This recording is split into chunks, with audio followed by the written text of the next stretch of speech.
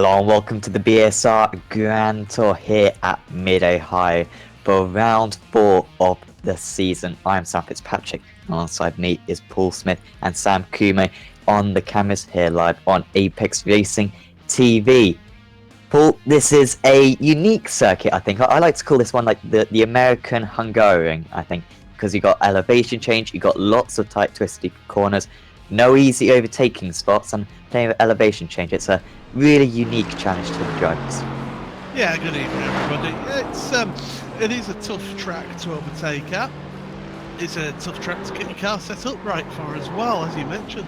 The undulation changes, you've got to be able to use curbing, you've got to have a really good sort of positive front end on that car to really get the car turned in to these corners. So difficult to set up for. Challenging as well. A couple of the corners you have a camber change mid-corner as well. I'm thinking the first hairpin of the lap going onto the back straight, and also the hairpin, the left-handed hairpin at the end of that long straight as well. Difference in cambers there. Really difficult track. It's going to be interesting to see how these drivers get on today. Yeah, absolutely.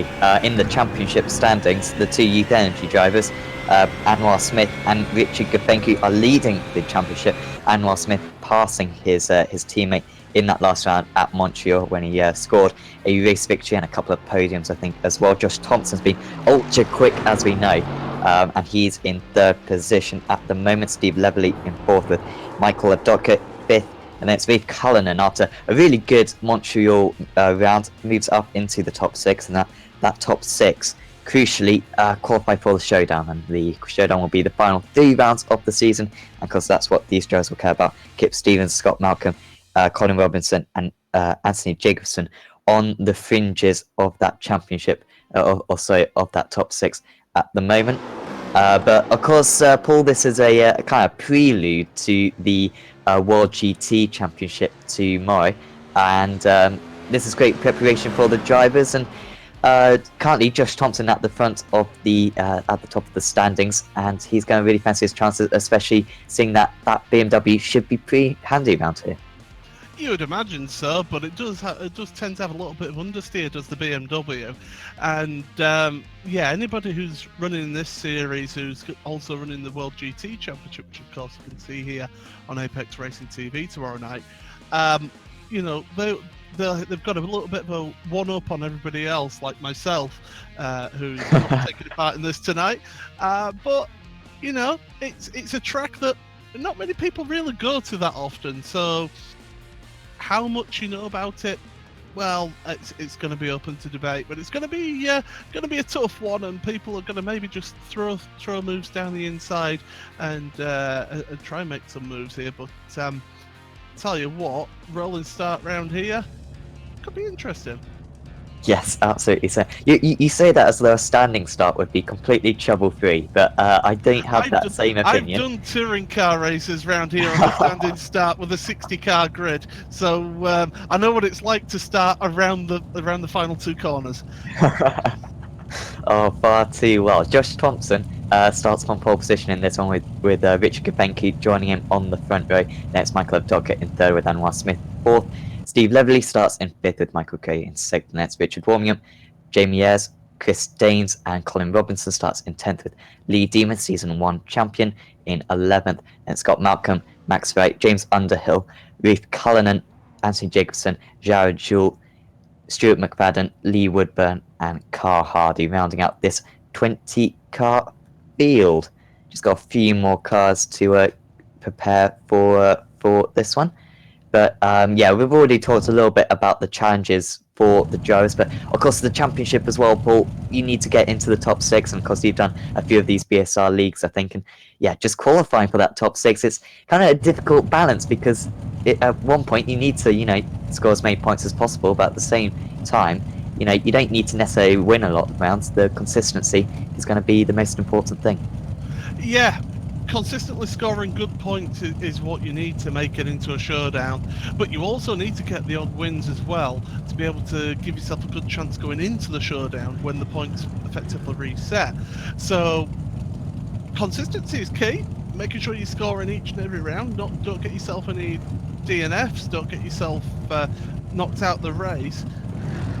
That's half the challenge, and then of course the rest of it is just all about when you get into that showdown, making the most of opportunities when they come, because you need to score every single point you can in the showdown. Yeah, absolutely. Cars now just pulling away. It's not a particularly long lap. I can actually work out where they are at the moment, but oh yeah, here they are. Heading Final into the couple last of few corners. corners, yeah. Yeah. And this very, very long right-hander going to be a big challenge for the drivers up there. And the pace car will come in the unique pit entry here. We won't have to worry about the pits in this first race. 20 minutes, and Josh Thompson is away. And it's a very good start for Josh Thompson. He's ahead of Rich Gafenki. Michael Abdoka having to defend from Anwar Smith in the background. And Abdoka just about holds on for now, but Thompson scorching away from the rest of the field. Now, is there any challenge that Gafenki can mount going into turn 2? Defensive goes Thompson. Into turn 2 they go. You can't go around the outside too easily here. Abdoka trying to get involved as well. The two Mercedes, if anything, making a little bit of contact through there. And once again, Thompson's going to be vulnerable down this back straight. Yeah, he certainly is. We've had a little bit of contact further back as well. Scott Malcolm was half turned at the hairpin, but is back up and running with a queue of cars behind him there. But oh, they've got somebody diving down the inside, and that's the 505. Chris Daines made an ambitious move and made it work there as well. So really good driving from these drivers. Only the odd little bit of contact further back. Everybody keeping it clean. Josh Thompson had to go defensive there. That Mercedes has got a lot of grunt, and on those higher speed sections, that's where it really comes into its advantage. Yeah, you were talking about Chris Daines, because the top 7 all staying put at the start of this race. Chris Daines up a position past Jamie Ayres. No one, though, in the field has gone up or down more than 2 positions, so stayed pretty static on this first lap. But it's still very, very close between these drivers. Gafenki a little bit under pressure from Abdoka. But I wonder, is there anything that the Youth Energy drivers, Gafenki and Smith, can do against Abdoka? Any team games that maybe you'd play? I mean, if you're in a sprint race, you can't really play too many team games. As look at that, Gafenki all over the grass. That's giving Abdoka the opportunity to look down the outside, and if Willie go around the outside here, he should carry the speed a little bit more. And yes, he's getting in front. He's squeezing Gafenki into that right-hander, and he's got the job done up into second place. Hold that inside line there. Don't let him through. And now the two Youth Energy drivers right together with each other. That one little mistake there from Gafenki on the exit of turn 2, and that's just lost him a position here, and it's putting him under pressure from behind as well. Yeah, absolutely. And the reason why that mistake was so costly is because they've got good old-fashioned grass on the outside of these corners. Stuart McFadden won't be pleased about that. He dipped a tyre on the entry to that corner, and he's far, far at the back of the pack in 18th position currently. But that was crucial for Abdoka to make that move. And now we've got Youth Energy, and then the XVR drivers. 3 of them, all Leverly, Gray, and Warmium, all lining up behind. Here's Scott Malcolm, and yeah, he lost a position to Max. Jamie Ayres going down the field. Yeah, he spun it in turn 1 there. So easy to do because it's a relatively medium to high speed corner. We've got another car right across the track, and that was Lee Deemer. He's had a bit of an issue at turn number 1 as well. Oh, so wow. Multiple issues for drivers. It was Deemer, I think, trying to avoid Jamie Ayres, sending it round. Didn't touch the wall, so that's really crucial. Yeah, definitely. And there is a little bit of runoff around here. Not a whole lot. It kind of varies down the through the track. Does mean that Rick Carlin is now 3 positions from his start, from 15th to 12th. It was a bit of an uncharacteristic qualifying for him, considering they won race 2 at Montreal last weekend. But Cullinan putting that right out there now, and looking right on the tail of Scott Malcolm. Not quite. In that BMW, not brilliant straight line speed. Can he necessarily wait to make the move at turn 3, or is he going to have to be creative and make the move somewhere else? One of the big things with that BMW is it's really good on its brakes. So he can take advantage of those brakes either into turn number 2 or into turn number 3, as you mentioned. But that Mercedes, mentioned it. It's got so much grunt in that car that it can get away down the straights. And in fact, Scott just pulled away slightly from Ralph there. And in fact, Ralph's coming under pressure from behind from James Underhill as well. Into turn number 2. This is one of those tricky corners. It changes camber and it just dips away from you towards the exit, and that's why a few of the drivers are having those issues on the exit that corner. But Ralph, he's got to try and keep in that slipstream, to keep as close as possible to Scott, and then get him late on the brakes into that corner, and he's not quite able to do that at the moment. Yeah, he did have excellent pace though through turn 2. He really managed to pull away from the driver behind him, close in, and this is where the BMW could excel. Do these kind of medium speed corners over the hill. You can go for a kind of sneak attack down the inside here. Big Cullinan not quite close enough though. Just every corner follows one after the other, and each one of them has a narrow entry and a narrow exit.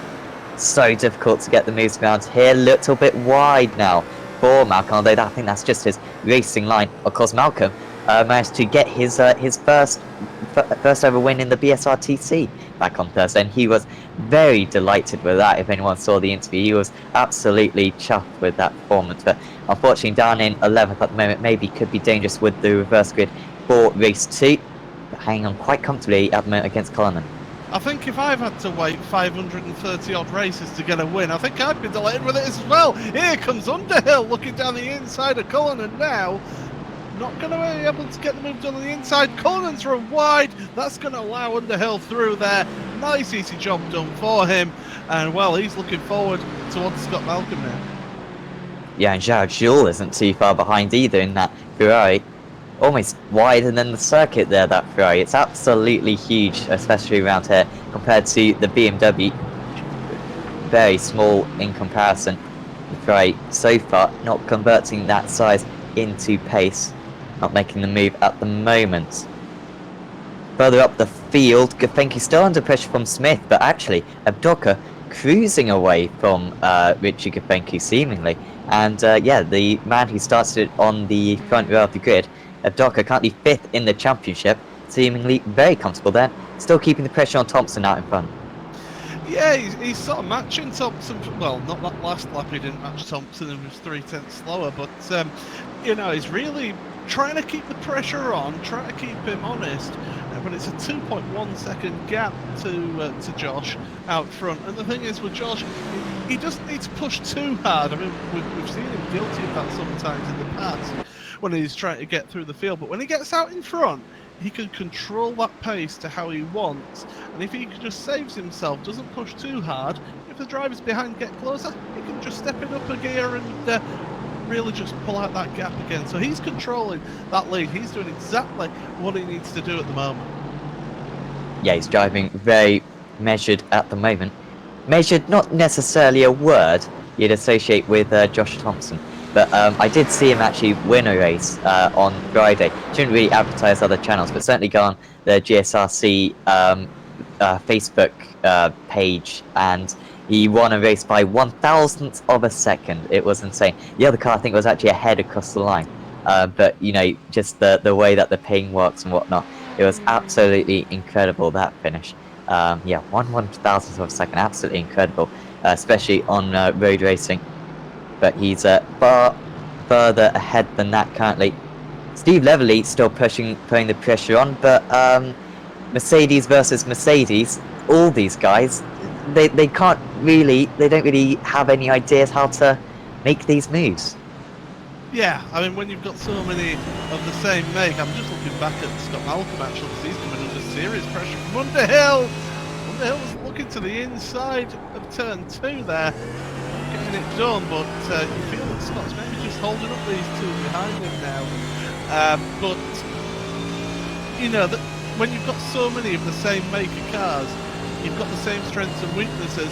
It's then all about your setup and about the ability of the driver. There goes Underhill down the inside. He's going to be on the outside for the left-hander here. And if Scott's canny, he'll keep a hold of that position. Underhill, a little bit out of shape there. Going into the right-hander, and Malcolm holds on to it. Bit of contact from Cullinan as well. He was licking his lips there. He may still have a chance on the next lap, could we have Cullinan, but yeah, couldn't force the move at the moment. And yeah, that was really good defense from Scott Malcolm, side by side for a few corners. And yeah, we always see great racing through that part of the circuit. It's just with the banking and the elevation change and just the flow of the corners always lends itself to side by side racing. And Scott Malcolm did an awesome job of repelling that attack. Certainly did, and if there's one thing that has improved Scott's ability throughout the years, it's his ability to defend, and he's always learning, he's always willing to listen to people's thoughts, and that's what I like about him. He's always willing to, you know, look at his racecraft and see how he can improve himself, and I think I would put that down to how he won on Thursday night, because he's always looking to improve himself, whereas some people maybe look at incidents and go, oh, it's not my fault. He actually looks at it a bit more and asks for opinions from people, so it's really good to see Scott develop, and I'm not just saying that as a teammate of his, as here comes Rafe down the inside of Underhill, not going to make the move for the time being. Air's actually making the move now on Jules, so Air's really coming from nowhere after that mistake earlier on, and he has the potential. And that last lap, he was 2.5 seconds faster than the drivers ahead. That's incredible. They were fighting amongst each other, but Jamie Ayres right now with astonishing pace in the 46 car. Should really be fighting for a top 8 at least, but instead fighting just for a top 13 at the moment. Of course, the further up he gets, the more likely he's going to be within the reverse grid for race 2, and he would be very dangerous with this type of pace come that second race of the evening. Evdoka really under pressure from Gafencu. The gap is down to 0.2 of a second. And here we go. Down this back straight, Gafencu has closed in that gap gradually over the past few laps, being consistently 0.3 of a second. But Gafencu really not closing, maybe closing a little bit right at the end of the straight. But yeah, I don't know about you, Paul, but I thought Evdoka had sensational straight line speed there. Gafencu really made up no time at all. Yeah, maybe just trimmed out that rear wing a little bit just to help him out down that back straight, and he certainly is going to put up a bit of a defence against Gafencu here. Richard will be kicking himself for making that mistake earlier on that lost him the second place. But he's been able to get away from his teammate. He's been able to get back at Michael Evdoka as well. So going to be interested to see what these two could do with each other. Evdoka seems to have just picked it up this last lap now. He seems to have improved his pace. Looking at the lap time across the line, and he's a good, 4/10 of a second faster as they go across the line. Yeah, excellent lap that time from Evdoka. Actually just hitting a couple of cones there was Richard Gafencu. And a little bit ragged that last lap, although to be fair, Evdoka really did improve his lap time and actually just set a purple first sector as well. Not going to be able to catch up to Josh Thompson, but certainly helping himself out. Anwar Smith under pressure a little bit from Steve Lavelli, who's been a new driver to this series, didn't take part in season 1. But around for this season, he's got right into the midst of it, and a lot of GT racing, especially GT League racing with the race car, it does come down to experience. So it's impressive that a driver like Steve can come in, and this is only his 4th meeting of this series, and be so competitive, mixing it with Anwar Smith, who was pretty much dominant in season 1. Yeah, certainly was dominant in season 1, and yeah, Steve. I mean, it is a name that I've not really seen before in any series. So it's good to see how he's coming on here and how he's able to push for a top 4 position. And but we don't know how much experience he's got outside of these BSR leagues and outside of any other GT leagues like the World GT Championship and things like that we show. Don't know what experience he's got in those other events, whether he's done the 24-hour events as well. So he might be a little bit of a dark horse that people learning about as they go through, but got a good showing going on so far here in today's race. Yeah, and I think 4th in the championship as well. That would be, if he can keep that up, qualify for the showdown at the end of the season, that would be absolutely terrific. And these points that he's currently scoring for 5th position, the 4 guys ahead of him, I think all ahead of him in the championship, apart from Evdoka. So yeah, would be a really impressive result. That here is Lee Dima with a mistake, was it? Or maybe an overtake? And yeah, it was an overtake on Anthony Jacobson. That for 16th and 17th position. Actually, if Dima gets on with it, he could maybe catch up to Jared Jules by the end of this one, because he is half a second a lap faster on that last lap, and really close between Malcolm, Underhill and Cullinan. That whole pack really closing back in on one another. Only 1 second separates the top. 1 second separates the three of them. Yeah, it certainly does. These three, they seem to go like an accordion. They come together, go apart, come together, go apart again. So, really pushing each other. Oh, Cullinan made a mistake there into the penultimate corner. He was maybe looking down the inside, got it loose over the curbs. This is going to give Ayres the opportunity now, but he's on the outside of turn number 1. It's not the ideal position to be in. If Cullinan's smart, he'll keep it to the right-hand side here. Make Ayres go the long way around, which is what he's exactly doing here. Ayres, though, still side by side. You're not going to go all the way around the outside there for the time being, but the cutback now, the Mercedes, get your nose in there, get in between him and the edge of the course, but he hasn't been able to do that, so Ayres is going to have to go the long way around here into this this tricky braking zone, and contact between the two of them. And the gravel traps weren't large enough for Cullinan to miss the wall. He's going to be able to recover, are they? Falling down the field. Well, what can you say about that? Ayres has carried on okay, but yeah, this will be interesting. On board with Cullinan, does he squeeze his opponent? He comes across a bit, doesn't he? But I don't know how to call that one. I think it's 6 of one, half a dozen of the other. Cullinan's coming across to the left-hand side there. Ayres does move a little bit to the right, but that track does naturally just have a slight right curve to it as well. So, I mean, really, Cullinan maybe could have done a little bit more, left a little bit more space there, because a lot of this was sim racing. You've got to remember, as Anwar Smith is going slowly here. What's happened to Anwar Smith here?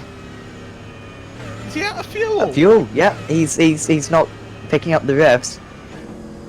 Not even, well, yeah, we're not even close. How bizarre is this? And his pace has been good throughout.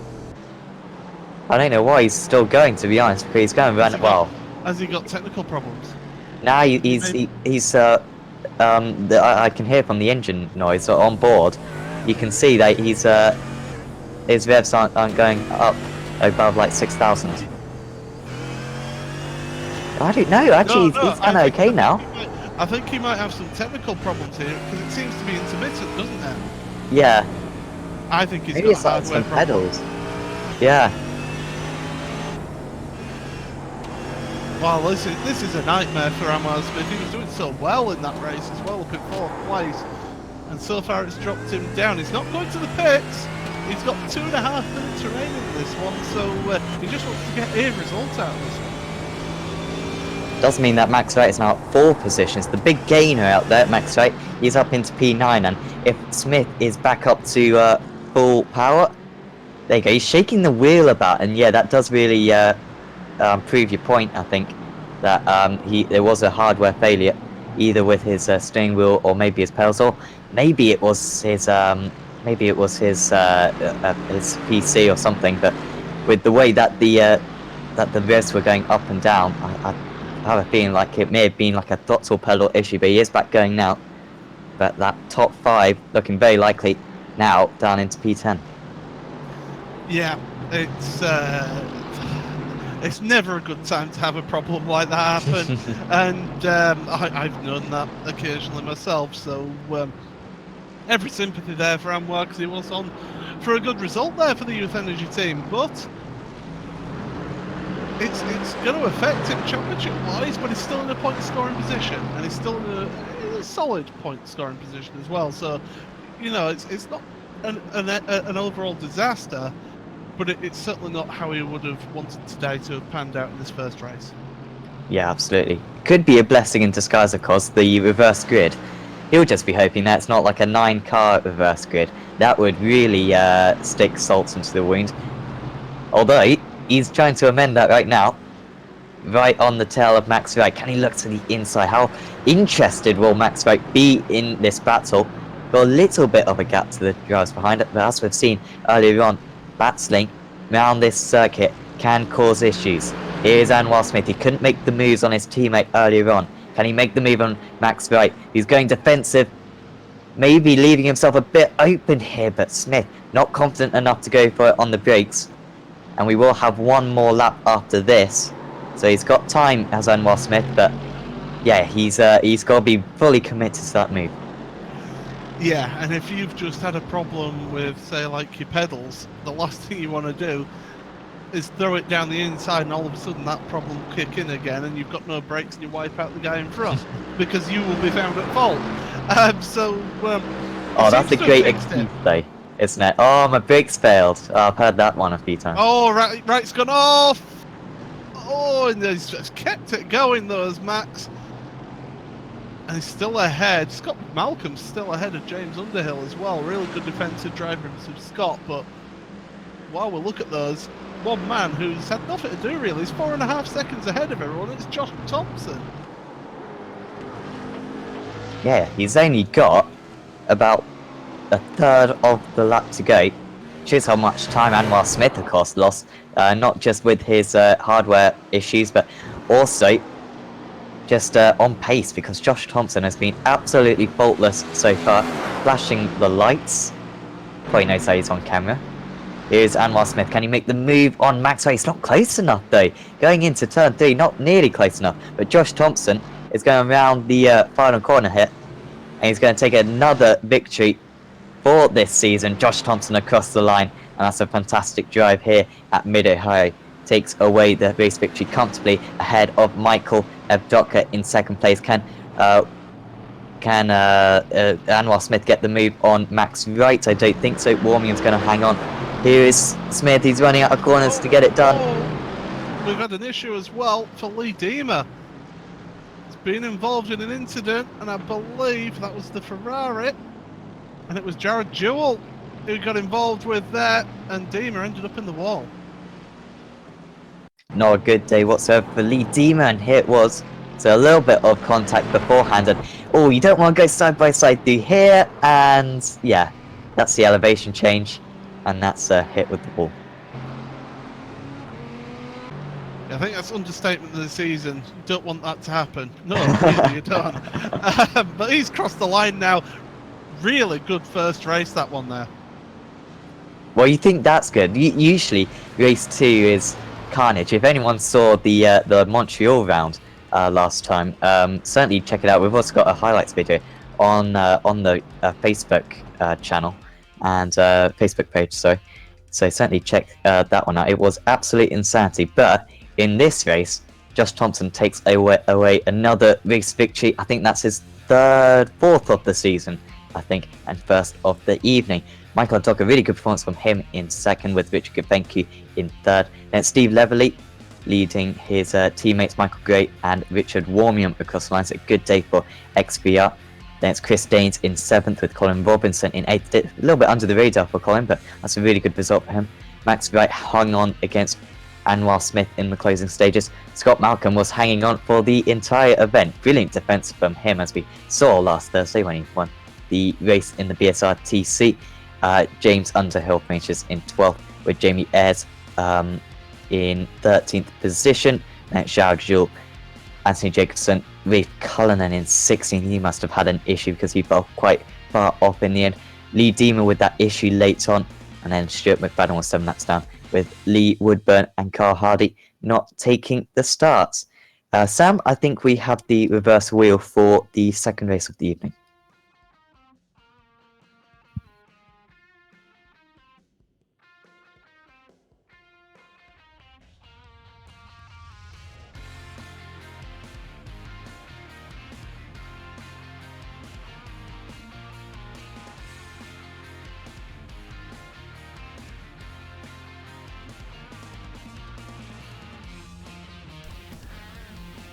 Reverse split wheel is 10. 10. Perfect for Anwar Smith then. Wow, maybe it was a blessing in disguise. He will start from the pole position due to his mistake earlier on. We will accuse him of rigging it. with Max Wright starting in second, Colin Robinson third, and Chris Danes will start in fourth position. Certainly catch that in about 20 minutes time for race 2 of the evening here in the BSR Grand Tour.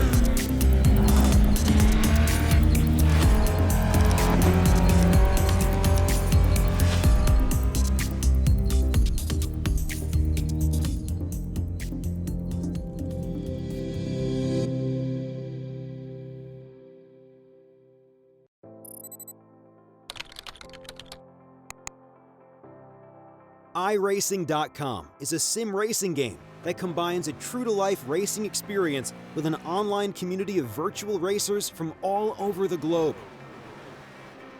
iRacing offers a multitude of officially licensed cars and tracks, laser scanned with millimeter accuracy. Their car models and mechanical systems are based on real-world physics and engineered in cooperation with manufacturers and race teams. iRacing's web-based interface allows members to compare stats and test drive any combination of car and track instantly. Their skill license system ranges from rookie to pro, ensuring members are always pitted against those with similar skill sets. Members are able to sign up for a weekly race series, compete in time trials, host a private race with friends, and participate in racing leagues created and run by the community. With over 60,000 members, iRacing works in partnership with renowned motorsport organizations like SRO Motorsports Group to deliver virtual races based on the real-life Blancpain GT series. iRacing's Blancpain Endurance Series features team racing, giving members the ability to build a team and participate in races ranging from 3 hours to 24 hours. Additional partners include NASCAR, IMSA, V8 Supercars, IndyCar, allowing members to race in their very own 24 hours of Spa, Bathurst 1000, Daytona 500, and many more.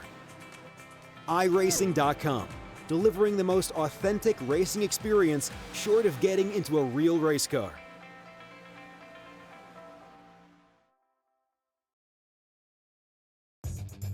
Simulated racing can be awesome, but it can also be kind of a free-for-all. Interestingly, auto racing faced the same problem in its earlier days.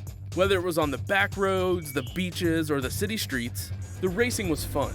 But there was always a certain level of chaos and danger, until some folks came along and put some order to all of this. Stuff like official racetracks, regulations about weight and equipment, and enforcement of standards. That's what gave us high-speed excitement, fast-paced action, and photo finishes. That's when racing became racing.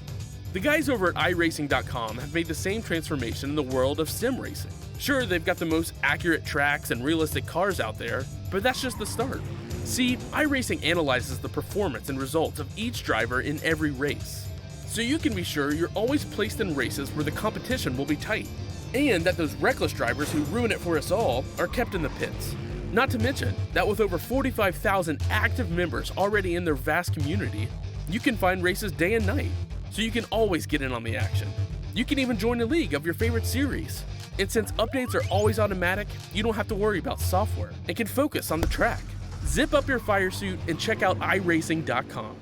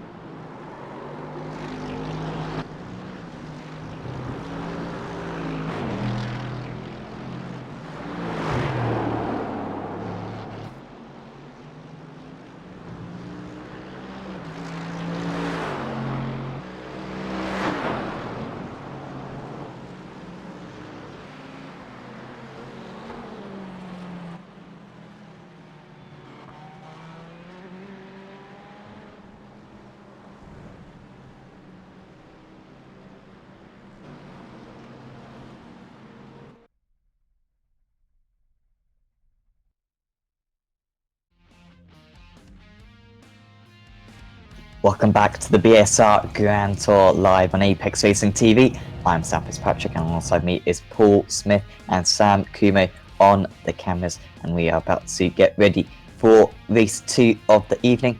In the grid for race 2 is Anwar Smith on pole position ahead of Max Wright in second. That's Colin Robertson, Chris Daines, Rich Warmian rounds out the top 5. That's Michael Gray, Steve Leverley, Richard Gapenku, Michael Abdoka and Josh Thompson rounding out the top 10. Paul, we saw overtaking really difficult in that first race. We didn't see a massive reverse grid for this event, so yeah, it's going to be about who can make those moves. And I think whoever does make those moves are going to be very successful in this second event. I think the man that you're going to have to look out for is Josh Thompson. This one is somebody who's never afraid to make a move, and he certainly had the pace in that first race, finishing 12.9 seconds ahead of second place. So he knows he's got the speed around here. It's whether he's got the patience and ability to get around 9 other drivers in front of him. That's going to be how it goes here. But we're ready, all set then. The start of race number 2 here. Yeah, Anwar Smith, after a mistake in the first race, could well be what he needs, because remember, the finishing results of this race will decide the starting positions for the final race of the evening. Anwar Smith, when will he go? The green flag comes out early here, and Smith has absolutely nailed that start. Max Wright in second position with Chris Daines already overtaking Colin Robinson for third position. Side by side a little bit further back with one of the XBR drivers, Michael Gray, round the outside of Richard Gapenku, who's already gained a position. Thompson's already up in position, and here they go, 2 by 2 potentially into turn 2. How are the XBR drivers going to sort this one out? Gapenku on the outside, they're trying to work together. Thompson, is he off the circuit? Oh, I don't even know, because it was a difficult angle. Thompson still on the circuit, he's still in 9th position, and will get the slipstream down into turn 2. It's close between Wright and Daines, but here is Thompson trying to go round the outside of Steve Leverley. This is going to be a difficult one to pull off. Round the outside he goes, and he might even have a go at Gapenku as well, and he's somehow holding on to it. Abdoka trying to get involved. The XBR drivers nearly colliding into each other, and still it's not over, but Thompson somehow makes that move. And I tell you what, there was all sorts of shenanigans going up in front of them, as well as Daines and Wright were side by side into that turn number 3. Naylor made contact. There was the Daines went a little bit loose and just checked everyone up there. And already Anwar Smith out to a 2.6 second lead in this one. Incredible drive from him out front. And oh, we're going to spin. It's one of the XLR cars, and it's Lavelle. Here it is. So Lavelli, I think, lost it earlier on then, and then Stevens, here it was. Yeah, so actually Lavelli lost it very early on. He was running, I think, in about P8 previously. And yes, and of course McFadden getting involved in that one as well, with a little bit of contact from Jules.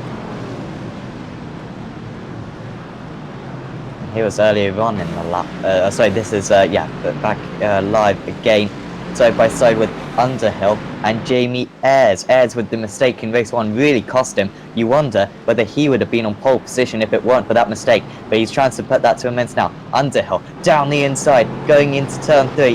Round the outside goes Jamie Ayres, should have the ideal line, although Underhill will fancy his chances around the outside. Not quite. Cullinan making up 4 positions already, and he could make up another one. The Ferrari just behind as well. That was Jared Jules getting involved. Malcolm losing positions, and Daines is falling down the field. Yeah, I was just noticing that on my timing screen as well. I realised it's XVR, not XLR, as I said earlier on. But I'm thinking of microphone connectors. But anyway, all this is amazing that Josh Thompson already up to 5th place in this one. Really on a charge early on. He wants to try and get past these drivers as quickly as possible in front of him, so he can then start chasing after Anwar Smith at the front, because he wants to try and make it 3 lanes out of 3 here in this race and in this evening. But everybody else, well, already lost Stuart McFadden. He's decided to park it from that incident earlier on, so he's out of this one. But everyone else still running at this time being. Yeah, and actually having to go defensive was Richard Kopenke. If he can possibly keep Thompson behind him, that would be a great team job to help out his team. Anwar Smith in the lead. He's leaving himself a little bit vulnerable. Thompson to the outside. He knows that he can make a move into any one of these corners, and every corner currently, Richard Kopenke is having to go defensive. He knows how quick Josh Thompson is, and if Thompson makes this move, he could be off into the distance very quickly. Every corner, and Abdolka's around. So Abdolka didn't get a brilliant start. And he's done that all himself, by the way. I happened to look at him when he happened to do that live, and Jared Jewell and Lee Deemer have come together as well. So a little bit of shenanigans happening here on lap 3 of this race. Not a good day for Lee Deemer so far. Here it was. Oh well, don't know how to call that one, to be honest, because I don't know if that was, not enough space given by either driver, I thought. Maybe Jules was a little bit over-aggressive down the inside and missed the apex a bit, but yeah. And Thompson trying to get the move on Kopenke still, but Kopenke's just defending into every single corner right now. Oh, into the back of him. Yeah, I tell you what, Kopenke is doing the right thing here. He's trying to park it in front of him on the apexes or mid-corner to slow down Josh mid-corner, and that's exactly what he needs to do here. It's going to lose him ground on the cars in front of Robinson and Wright, but if your whole task is to keep Josh Thompson behind you, and he's doing a good job of it so far, is Richard. It's a tough driver to get past, is Richard. I know that from racing against him in the World GT Championship. So really, he's putting on a good defensive display here, and he's also trying to bring a couple of drivers on behind him, Richard Warmian and Chris Daines. If he can bring those two involved in this battle as well, then it can give Josh Thompson a little bit of distraction from behind. Definitely, that would be a very good tactic if he could pull it off. Thompson taking a very different line, trying to get the run out of these final few coins. He is so close to the back of Kopenke. Kopenke straight away having to go defensive, and is there space down the inside for Thompson? He's going to go to the outside though. Can he just keep a nose in? No, he can't. He just needs to get alongside through one of these corners. Again, Kopenke's going to have to go defensive, surely. He's leaving himself vulnerable, and I think Thompson had half the chance there, but Kopenke defending at the last moment. He absolutely knows he has to keep Thompson behind. He can get the two cars ahead quite easily. And now, Colin Robinson under pressure from Kopenke. This is a great view from it.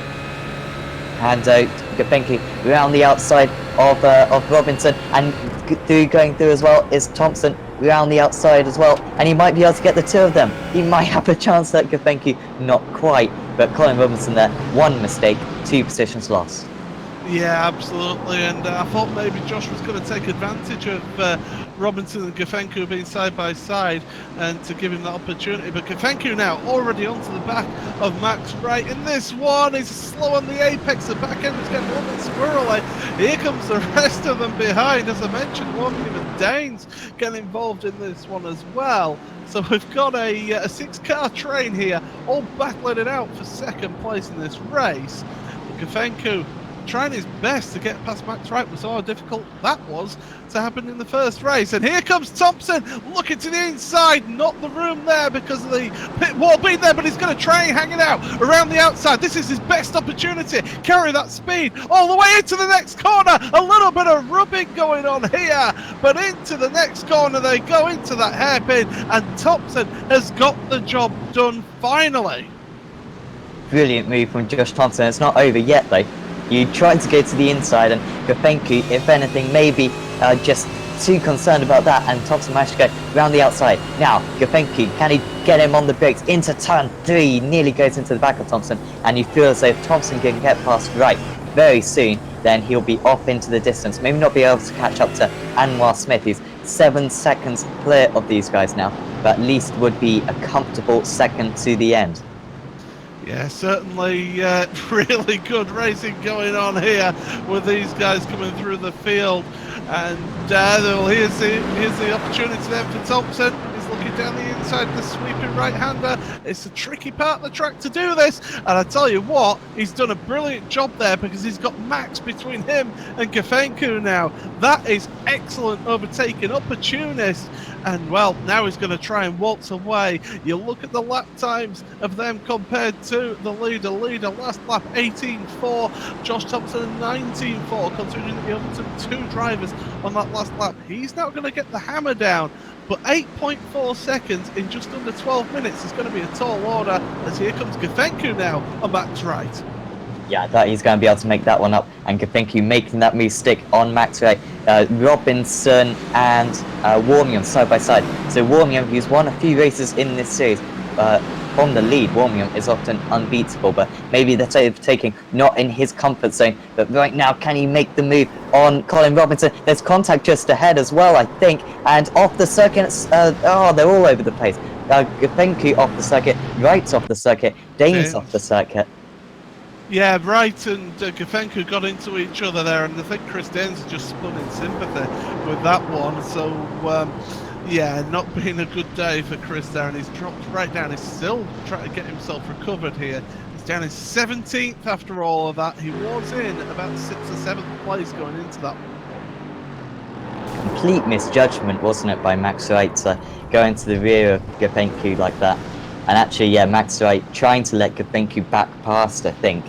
And Gafencu is way ahead of him now. So I think Max really felt that one.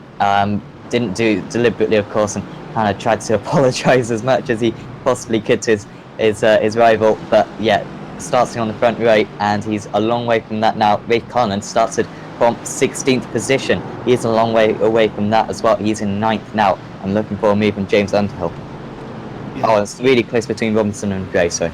Yeah, I was about to mention those two. They're side by side going down that back straight. It's not really straight, it's got a kink in the middle of it. But heading down to the right-hander now. Who's the latest on the brakes? Well, Robinson getting out the way and gave a little bit too much space there, because here comes Ayres now around the outside of the left-hander. That gives him the inside for the right-hander.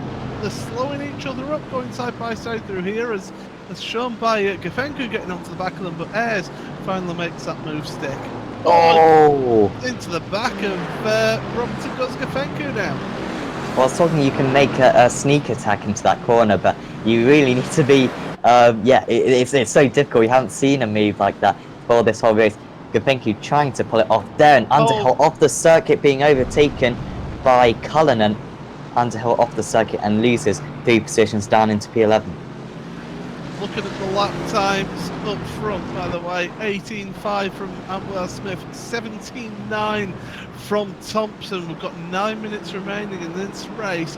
It's just not quite enough from Josh to be able to get up towards Antwell Smith at the moment. It's Colin Robinson now losing another position. That's to Richard Gafencu this time. Yeah, he'd do well just to stay in 7th position, would Colin. That'd still be a good starting position for race 3 and some good points for Colin as well. But yeah, he's really been falling down the field. I don't know how Warmingham managed to get up to P3. He, I think in one lap he went from about 6th to 3rd at least. He may have even gone from 7th to 3rd, just driving through all the mayhem in front of him. And the XVR drivers having an awesome day out there today. Montreal, they managed to, 3 of them managed to crash into each other. Today, it looks as though they're going to get a 4th, 5th and 6th. And this one, a 3rd and a 4th as well. So that would be excellent for them. Yeah, really good for XVR. And some good points. It's what they need. Look at the lap times again. Wow, Josh Thompson last lap 1 second, well, just slightly under 1 second faster than Anwar Smith on that last one. So Josh isn't giving this one up yet, but he's got 6 seconds to catch up at the front there. And we've still got battles going on through the field as well, because you've got Gafencu with Ayres here now. So Gafencu trying to recover once again, Sam. Yeah, this would be some drive from Richard Gafencu. Of course, I don't think he's got the pace either of his, I don't think he's got the pace of Josh Thompson at least. So I think the race victory in race 3 would be difficult, but at least wants to be able to contend with his teammate and fight for a podium in that race through. If he can possibly gain a couple of positions in this one, that would really help him out. Max right now defending against James Underhill. Or is that Underhill coming back at right? Sorry, so Underhill, he went off the circuit a couple of laps ago. Evdoka only just behind these guys as well. Evdoka on that last lap, 7/10 faster than the leader. He's absolutely flying up there. He could maybe get up into the top 9, but been a frustrating season for Michael, yet to put together 3 good races and airs past Gafenku. Yeah, Gafenku was, well, I mean, it's more sort of airs defending from Gafenku there, but Gafenku with a bit of a slide on there with that one. Great, well held from him, it must be said. But he's really pushing it, is Richard. He's really wanting that 5th place here. Could have got it done, couldn't he? But maybe, do you think, is there a little bit of camber on the outside of that corner which just drags you away from the track? It's a difficult place to overtake, it is round there, and I mean, we saw how Josh was able to do that with Max Wright earlier on in this race, but to go around the outside of there, okay, it sets you up for the next corner, the penultimate corner, but it's such a tricky one because you have the one line through there, so you're going to be on the marbles, you're going to be on the dirty stuff, and I think we saw from that slide that maybe Gafenku was not quite there, unfortunately, and is still behind Jamie Ayres as they're going through towards that section of the track once again. Yeah, hopes of catching up to Michael Gray almost gone. I think Michael Gray is another 2 seconds up the road. Might be possible, but Gray, to be fair, faster than the race leader, Anwar Smith, struggling a little bit for pace up there. Doesn't necessarily need that pace to hang on to this race victory, because he's still 4.3 seconds clear with 5 minutes of this race to go. It's going to be close though. Thompson will harass him, certainly in the closing stages, and if Smith has possibly got another 2/10, he really needs to show it. Right now, Kip Stevens falling down the field, I think. Yeah, Not sure where he was running because we haven't really paid much attention to Kip, to be fair. Nobody really pays attention to what Kip's doing, really, but he was in about 14th place. He's dropped down 3 positions, but he's just getting a bit loose around that final section of corners. That really technical section of the track there, and he's found himself in 17th now. Evdoka has managed to move up into 11th place past James Underhill. Next up for him is Max Wright, and then after that will be Scott Malcolm, who once again finds himself arguably a little bit further up than maybe his pace suggests, but Scott becoming a very consistent driver, and once again really good defence from him. Evdoka closing in. We've seen one move around this part of the circuit so far today. I don't think we're going to see a second right now on Max Wright. Does just have to stay behind, but yeah, if he can get right, could get Malcolm, and then could get Cullinan, but yeah. And wide is Malcolm, and Evdoka might be able to gain 2 positions here. So Scott Malcolm, that was a bit of a curse, wasn't it? Sorry, Scott. And yeah, both right, and Evdoka gain a position. Jamie Ayres is off. Not again. At the exit of turn 1, and he's run it wide on the exit of turn 1, hit the grass, hit some bumps there, and he's gone heavily into the Armco barrier there. He's going to try and carry on with that one, but he's got significant damage to the front of that car, and I'll be amazed if he's knocked down quite a bit of power with that amount of damage there. Yeah, he's still in a decent position, isn't he? But driver trying to improve his position is Michael Evdoka. Down the inside he goes on Max Wright, and Evdoka, good recovery drive right now, up into P8. Next up will be Rafe Cullinan, who he'll fancy catching up with 3 minutes to go. Any further than that, another 5 seconds up to Colin Robinson, but a P7 looking possible for him right now. Richard Gafenku is slow though. And yeah, did he make a bit of a mistake here? Yep, off the circuit.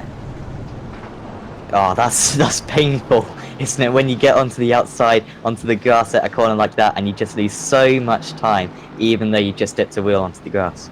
Yeah, it's an easy mistake to do, and Richard's just been the latest victim of this here.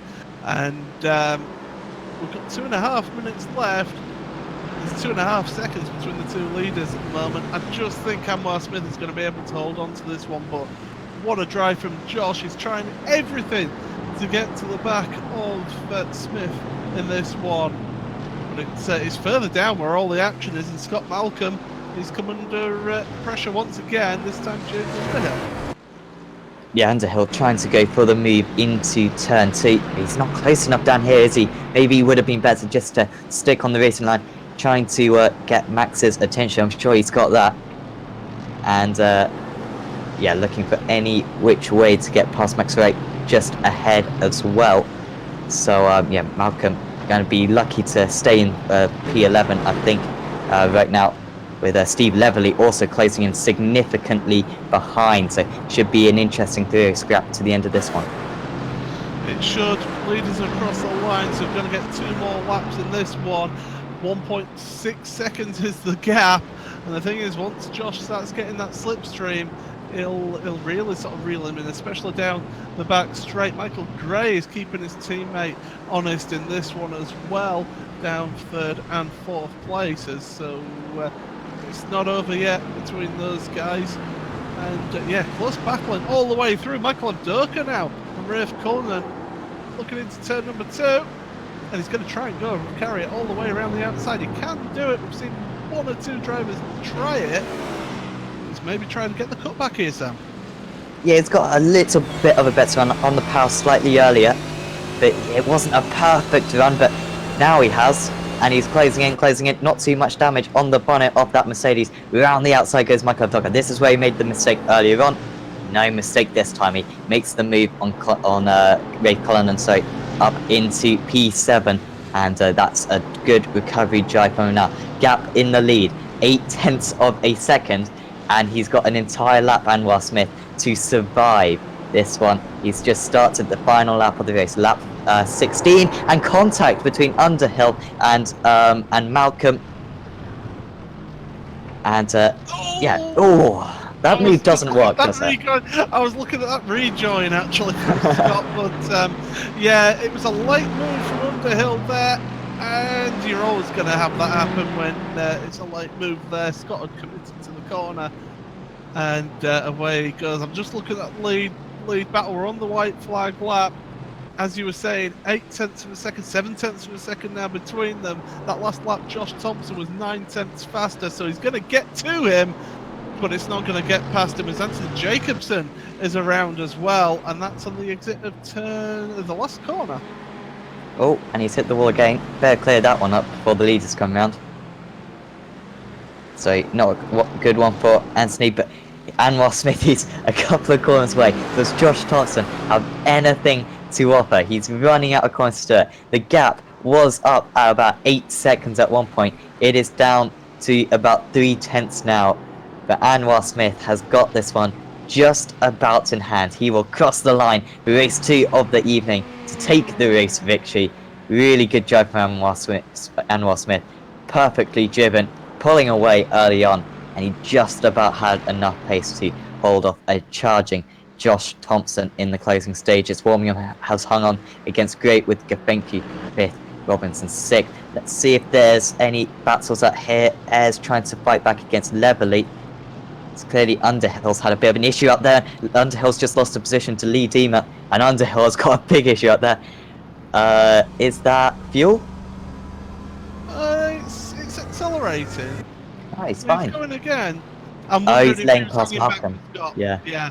And I think Scott's going, no, after you. No, after you.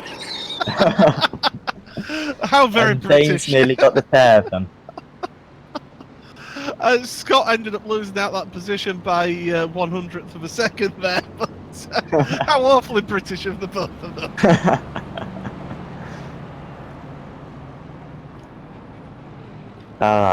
Clearly 2 nice guys. Well, we know Scott is, but yeah, clearly James very generous there to try to let him past. But Anwar Smith, perfect drive from him, and I think that's his 2nd race victory of the season. It might be his 3rd, but he got one at Montreal last time in race 3. He was excellent around there. Today, struggling for pace compared to where we usually see him at, but that has not denied him a race victory. He beats Josh Thompson to the line. Josh started in 10th, finishes in 2nd position, with Richard Warningham ending up in 3rd, 11.3 seconds off the lead. Watch out for him maybe in the final race of the day. Really good drive from him, with Michael Gray in 4th. Then it's Richard Gapenki finishes in 5th position despite a couple of issues with Colin Robinson. Another good result for Colin. 7th and a 6th. I think that's by far his best couple of results this season, with Michael Evdoka coming home in 7th. He had a spin which cost him a lot of time down at turn 3. Rafe Cullinan ends up in 8th position from 16th on the grid, with Max Wright in 9th. Then Steve Leverley in 10th. He had an issue. Watch out for him in the final race of the day.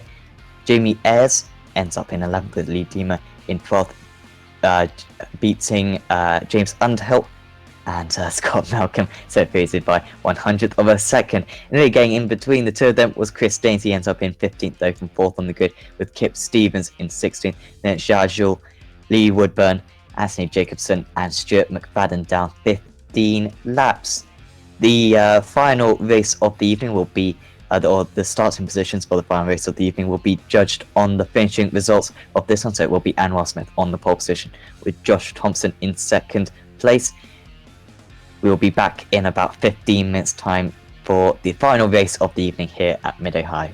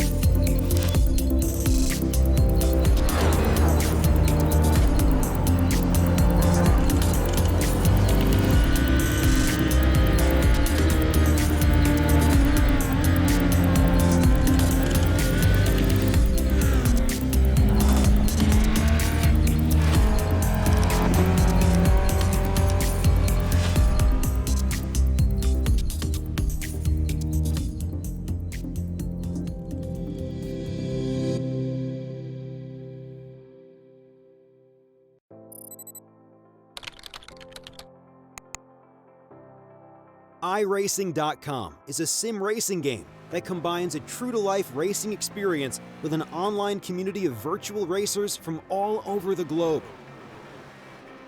iRacing offers a multitude of officially licensed cars and tracks, laser scanned with millimeter accuracy. Their car models and mechanical systems are based on real-world physics and engineered in cooperation with manufacturers and race teams. iRacing's web-based interface allows members to compare stats and test drive any combination of car and track instantly. Their skill license system ranges from rookie to pro, ensuring members are always pitted against those with similar skill sets. Members are able to sign up for a weekly race series, compete in time trials, host a private race with friends, and participate in racing leagues created and run by the community. With over 60,000 members, iRacing works in partnership with renowned motorsport organizations like SRO Motorsports Group to deliver virtual races based on the real-life Blancpain GT series. iRacing's Blancpain Endurance Series features team racing, giving members the ability to build a team and participate in races ranging from 3 hours to 24 hours. Additional partners include NASCAR, IMSA, V8 Supercars, IndyCar, allowing members to race in their very own 24 hours of Spa, Bathurst 1000, Daytona 500, and many more. iRacing.com, delivering the most authentic racing experience short of getting into a real race car.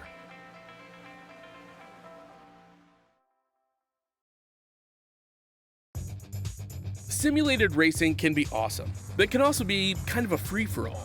Interestingly, auto racing faced the same problem in its earlier days. Whether it was on the back roads, the beaches, or the city streets, the racing was fun. But there was always a certain level of chaos and danger, until some folks came along and put some order to all of this. Stuff like official racetracks, regulations about weight and equipment, and enforcement of standards. That's what gave us high-speed excitement, fast-paced action, and photo finishes. That's when racing became racing. The guys over at iRacing.com have made the same transformation in the world of sim racing. Sure, they've got the most accurate tracks and realistic cars out there, but that's just the start. See, iRacing analyzes the performance and results of each driver in every race, so you can be sure you're always placed in races where the competition will be tight, and that those reckless drivers who ruin it for us all are kept in the pits. Not to mention that with over 45,000 active members already in their vast community, you can find races day and night, so you can always get in on the action. You can even join a league of your favorite series.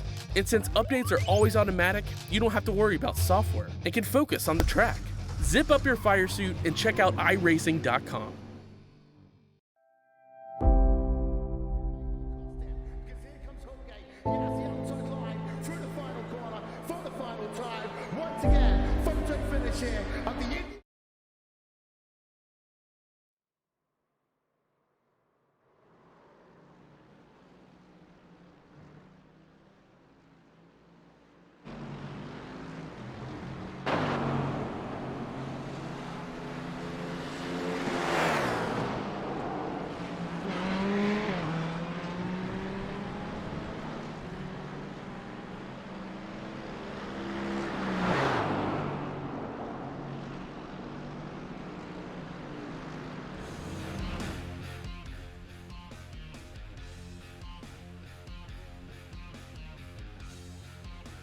Welcome back for the third race of the evening here in the BSR Grand Tour live on Apex Racing TV.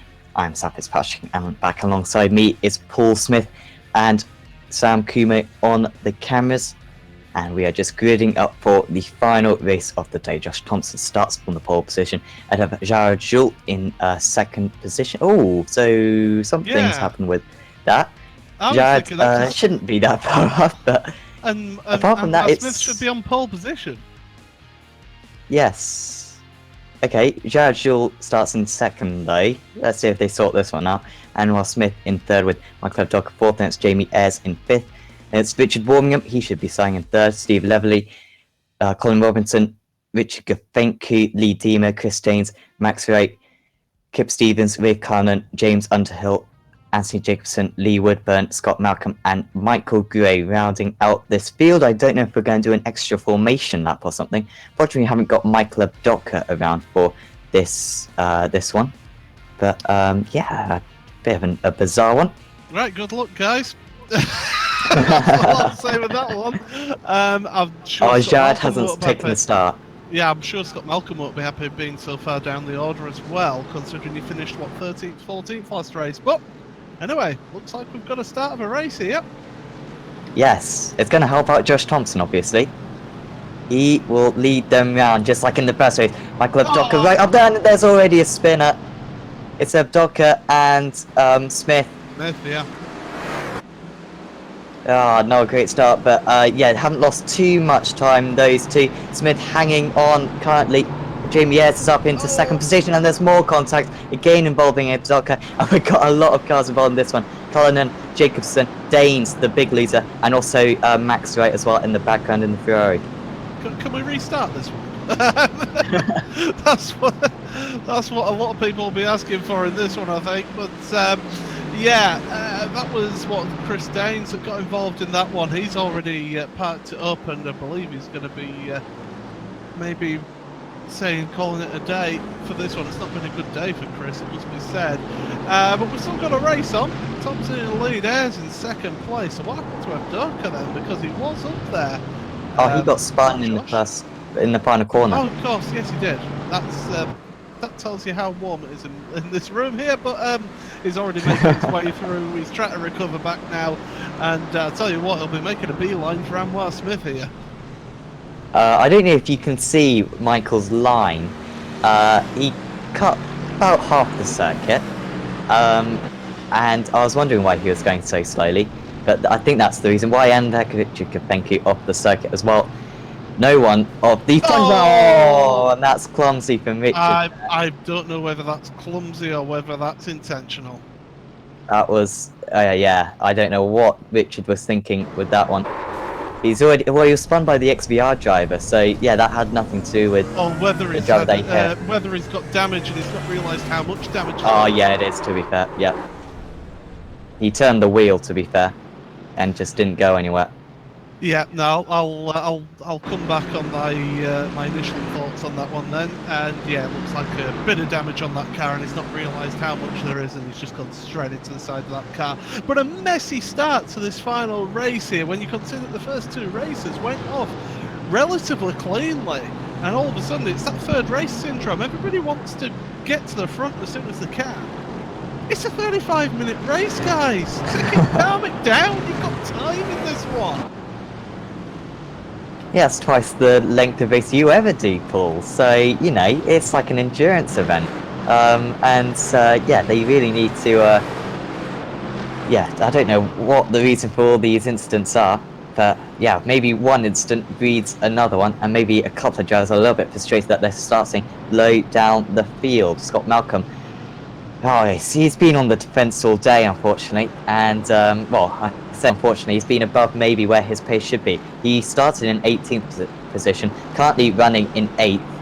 Michael Gray behind him started in 19th position. He's running in 11th, so awesome running for those two so far. Yes, amazing what instants do for you if you keep your nose clean, which is what Scott and Michael have done there. They're up practically half the field. Here comes Michael though, and Scott. He's got the better run out that hairpin, and he's going to look down the inside. And if Scott's not careful, Rafe will follow him through here, down into that turn 3. Late braking, difficult corner to get right. Side by side between Scott and Rafe. A little bump, a little rub. Scott's still holding on there, but Rafe's got that nose on the inside, so he's giving him room. This is good driving between the two. They're slowing each other down though, and Scott does stay ahead. These two duelled for the lead in the Montreal race 2 last week. Far from that right now, fighting for 11th and 12th positions. But it's just as competitive between these two. Abdoka's into the pits, and I don't want to say it. I think that might be a penalty because he cut the second corner considerably on the first lap. I wonder if that's going to be a stop-go penalty for Michael. Well, if it's around 15 seconds, then you know it is, as Anwar Smith down the inside, up into second place. So Anwar now making moves and getting up into that second place. He's now going to try and charge down on Josh Thompson, but with the pace that Josh had in that second race compared to Anwar, you would imagine that Anwar is just going to try and hold on for that second place. Yeah, he'll be pretty happy with this, to be fair, Anwar, because he's been, I'd say, 4th or 5th fastest through the day. Richard Warmingham, for example, I think has had more pace, so too Steve Leverley and Michael Abdoka as well. So if he could get a first, a second, and it was a 10th in the first race, so I think that'll be a pretty good day for Anwar, but it's clear that he's going to need to improve his pace around this circuit. I don't think he does World GT, does he? So maybe not using that as maybe not using this as preparation for that, but yeah, maybe not one of his stronger circuits for Anwar, but he's running in that PT. Malcolm and Cullinan raging on still. I believe Anwar is racing in World GT this year, this Oh, season, okay. should I say? I'll just check that out for you. You carry on talking for a bit. Yes. A move there for Steve Leverley. So I was talking how Leverley is faster perhaps than Anwar. Well, he's only 3.5 seconds behind and then got one car between the two of them. That could be a very interesting battle. Maybe Steve can adopt a slightly different strategy. I can confirm that Anwar Smith does run in the Okay. GT this season.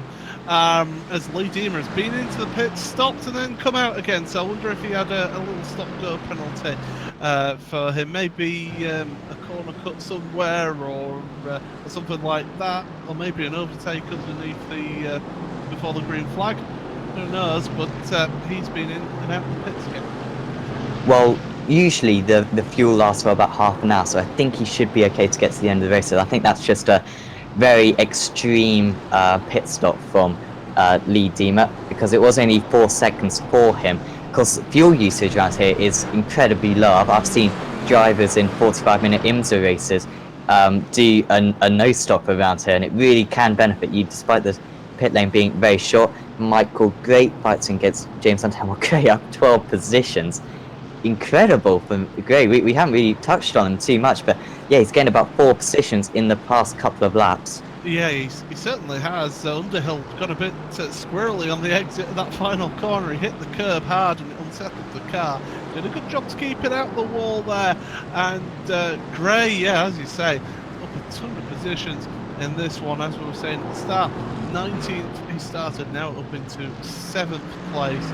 And doing a good job. His next target is his teammate, Richard Warmingham, in front of him, as Anthony Jacobson has been into the pits now. 6.2 second pit stop, I believe.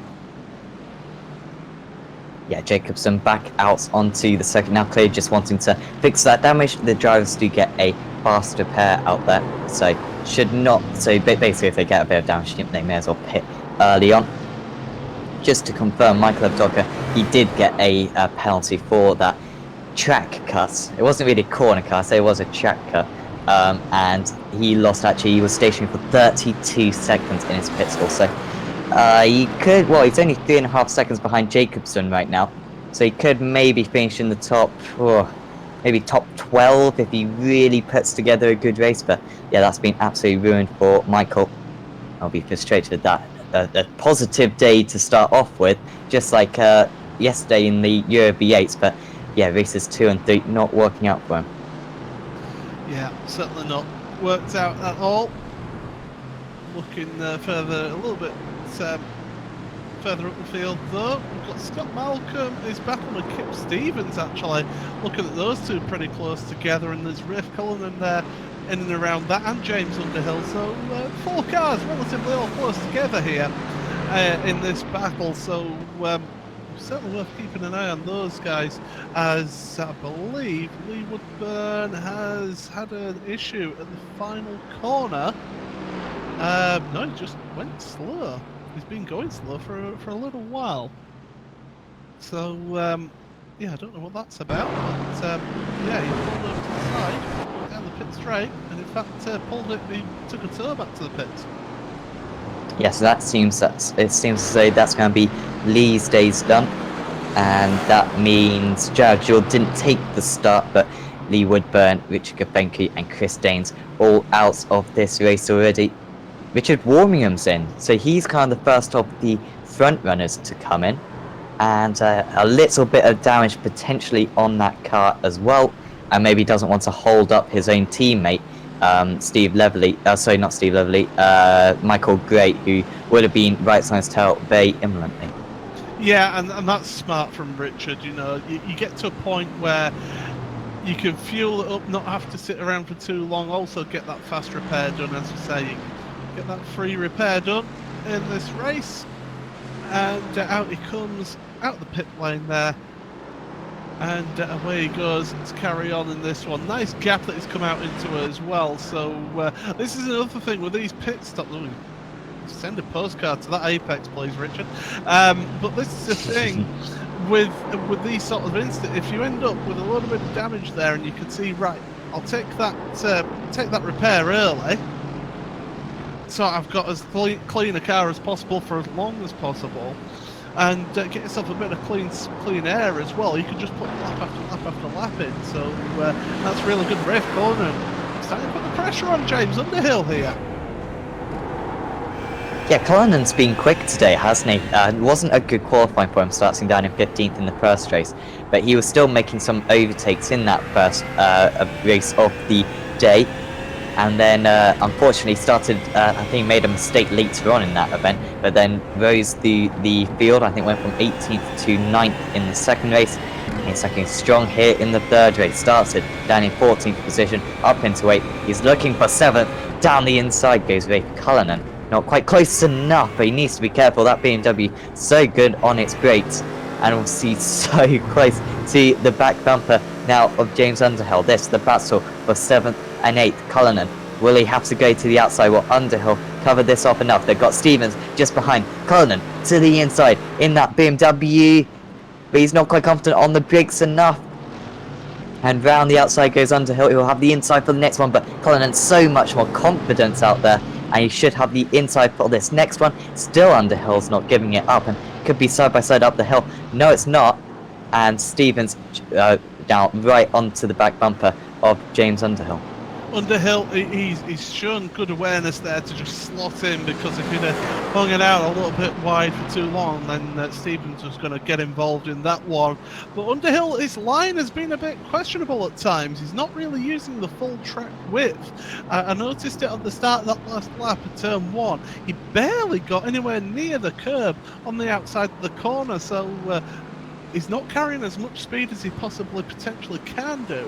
We'll see how he does this time as Conan runs wide through turn 1 this time. And again, he's not using that full width of the track there is James, so you can carry a little bit more speed there into turn 1, but he's going for the outside of turn 2 onto the marbles and the dirt there, and that's not really worked out for him. Oh, and he goes all over the grass there. Oh, almost loses it. Well held, it must be said, but this is going to give Stevens the opportunity to get a run on him. Yeah, from attack to defense, Stevens right on the tail now. Can he look to the inside? No, covered off by Underhill, deep on the brakes, and took a little bit of an early apex as well, just to tell Kip that he was not coming through there. Clearly got the pace to keep up with Cullinan, and we can see him actually visibly closing in straight away. This is where the BMW should be strong, and Underhill just clipping the grass there. You don't want to do that too often. Just taking ever so slightly lines. You're certainly right, Paul, that he's not using the entire track. Maybe that's because he is. Maybe he doesn't feel confident about clipping the grass on the outside of the track and feels that he could lose control of the car if that happens, and he's almost overcompensating for that. Yeah, potentially. It could be, it's a confidence thing. You've got to, if he's maybe not got the setup feeling how he likes it, he's having to just give himself that little bit of a buffer, a little bit of leeway there, but it's just costing him time in this one, because he's got the potential and he's got the car underneath him. It's just how he uses it, and maybe he doesn't know the track that well either, and he's just not got the confidence with the combination of the car and the track as well. So can be multiple things here. It's easy for me to sit here criticising him in a hot commentary box, but he's out there actually driving it. Yeah, and he is putting together a decent day of results, I think, as James Underhill. This would be his best result of the day there. Top 10 would be fantastic for him. With so many front runners having issues out there, this has opened up the opportunity for these guys to score an impressive result, pick up a few points, and keep their showdown hopes very, very much alive. Just looking at... Gray. Oh, yeah. Michael Gray Gray had an off track. don't get yourself stuck in the wall there, Michael. Oh, he's managed to get it out there, but yeah, Gray, what? He's just carried a little bit too much speed into that left-hander there.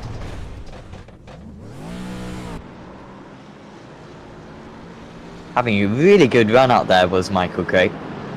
Was looking as though he could maybe even challenge for the podium positions, but he's going to be far from that now. He's down into 12th position, into the pits. Perfect And time. he's already behind his teammate Richard Warmingham. Yeah, it's the perfect time to do the pits. You've just made a mistake. Get yourself into the pits. It gives you a little bit of time just to sit there, calm your thoughts, because it's so easy to just overcompensate when you make a mistake and try and push too hard, as if Durka will actually come out past him as he's coming out of the pits here. But it's a good way of resetting yourself, giving yourself that reset. You've just made a mistake, right? It's gone. Let's move on. And he's got a bit of a battle now. Michael Durka in front of him. With the penalties that you get, the stop-go penalties you get for the corner cuts, can you take fuel during those? You can, but after your penalty's served. Okay, so Durka might be able to go to the end of the race. I'm not quite sure. He dragged it out as long as possible, that penalty that he got.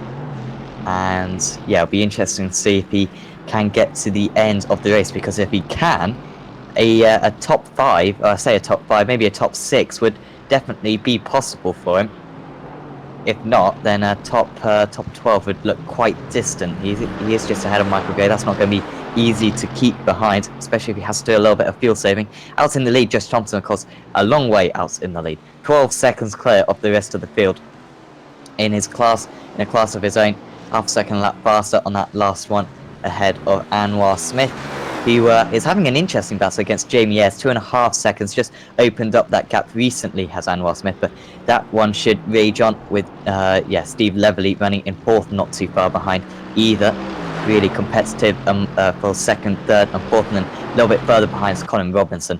And this would be an awesome result for Colin if he could get a 5th place after a good start for him, kept his car clean, and that would be one of his best results of the season. Yeah, certainly things starting to spread out a little bit in this one. Apart from that battle for 6th place, Colin and Underhill and Stevens here, Malcolm's dropped back off of this group, so a couple of laps that maybe not gone his way.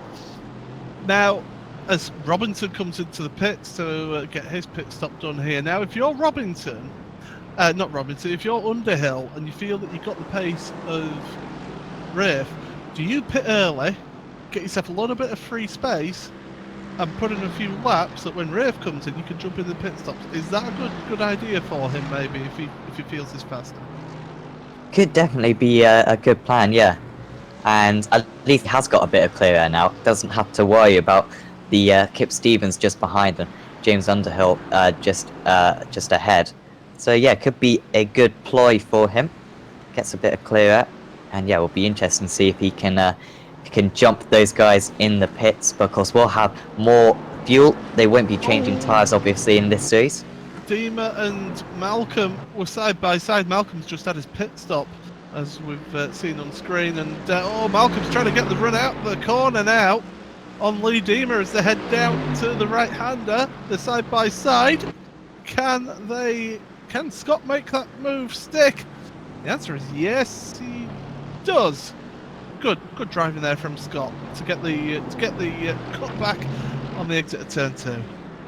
Yeah, because Lee's made his pit stop, so it was a very short pit stop though, wasn't it? 3.88 seconds, so not quite sure, because every other pit stop has been 6 seconds or more. Well, yeah, 6 seconds or more, so yeah, I don't quite know what's going on there. Maybe he can go to the end of the race, Lee Dima. Maybe he's got a extra large fuel tank in that car, perhaps. But yeah, dragging an internet car, still staying close. Next up will be Evdoka just behind, who is raging along. Should really be fighting for 2nd place up there. He's got the pace of 2nd, 3rd and 4th, but after that troubled start, or if I say it was a troubled start, it was before the race even started, and yeah, got a long way to come back. Yeah, and certainly he's giving it a go. Is Evdoka. He's got to try and make up as many positions as possible, try and get as many points out of this race here. 15 minutes, only 15 minutes remaining in this one. The top 8 still yet to pit in this one. Well, Steve Leverley is now into the pits, and in that XVR car, had really good pace beforehand, and he was really close onto the back of Jamie Ayres. So I think taking your idea earlier on, Paul, pitching in early, trying to get a bit of clear air. But, well, we'll see if he gets a bit of clear air, because I have a feeling, he's going to be a bit ahead of these guys, but he could still be in traffic. Michael Evdoka nearly into the back of Lee Dima there. Evdoka right on the tail. Can he look to the inside here? This would be a bold move.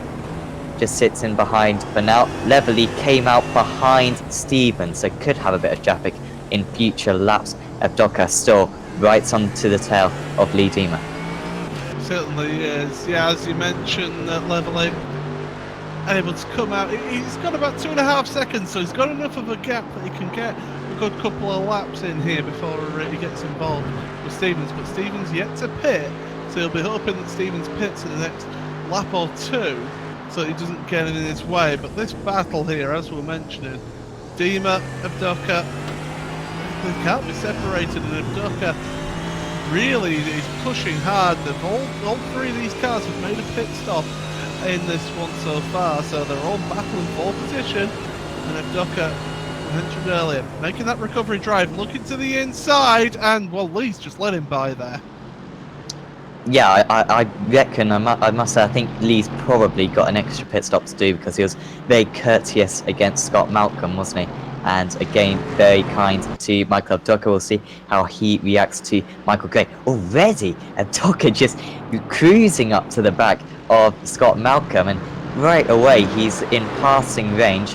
But around this part of the circuit, it's pretty much impossible to go for the move.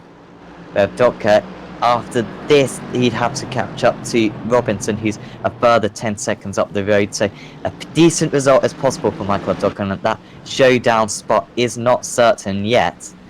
Really would fancy those extra few points just to protect that top 6 position that he already has. If you, I'm sorry, but if you lead Dima and you know you've got to make another pit stop, you would maybe be pushing as hard as you can. Not let people by. You want to try and get as much time as possible out of it. Evdoka run really wide there to try and get the run out the corner. That's exactly what he's done there. Great driving from Evdoka. And around he goes. Speaking of going around, Jamie Ayres has been around, but we'll look at it in a second. Scott Malcolm loses that position then to Evdoka, and that's hardly surprising really when you consider the run that he got out that corner. Jamie Ayres, though, towards the end of the lap, has had a spin in this one, and it's another spin, similar place to where I believe it was Gray that spun there, around near towards the end of the lap. Cullinan's just had a bit of a slide as well, at least. Here was Ayres, and yep, same mistake, wasn't it? And that's just with the elevation change there. You're going to lose a little bit of downforce, I imagine, over the crest.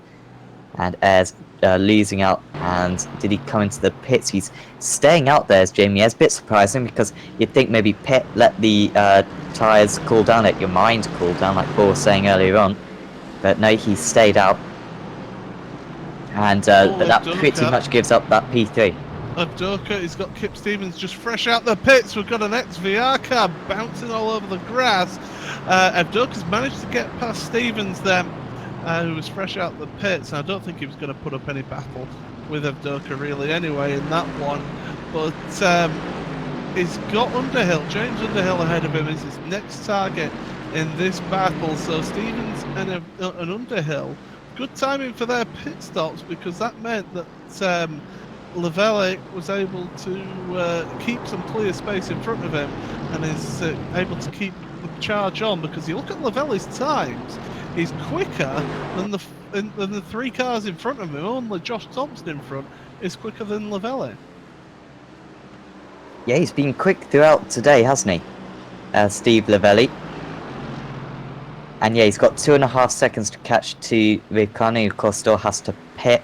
So can he jump Anwar Smith in the pits, I wonder? He didn't lose any time behind Stevens, did he? No, he didn't. Well, speaking of Stevens, Oh. he's going for a trip round now.